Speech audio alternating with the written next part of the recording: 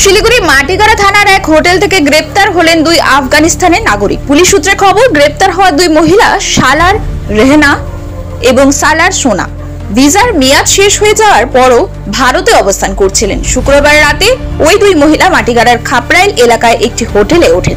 Hotel কর্তৃপক্ষ তাদের passport ও visa পরীক্ষা করতে দেখতে পান তাদের ভিসার মেয়াদ ইতিমধ্যে শেষ হয়ে গিয়েছে। এরপরই তারা মাটিগাড়া থানায় খবর দেন। খবর পেয়ে দ্রুত ঘটনাস্থলে পৌঁছায় পুলিশ এবং দুই মহিলাকে আটক করে থানায় নিয়ে যায়। জিজ্ঞাসাবাদে তারা জানান, শিলিগুড়ির একটি আবাসনের পাবে আয়োজিত একটি ইভেন্টে অংশ নিয়েছিলেন এবং রাত হয়ে যাওয়ায় হোটেলে থাকতে গিয়েছিলেন। মাটিগাড়া থানার পুলিশ তাদের গ্রেপ্তার করে শনিবার শিলিগুড়ি আদালতে পেশ করেছে। বর্তমানে তদন্ত চলছে তারা কবে ভারতে এসেছিলেন, এতদিন কোথায় ছিলেন এবং আরো কোথায় কোথায় গিয়েছেন তা খতিয়ে দেখা হচ্ছে।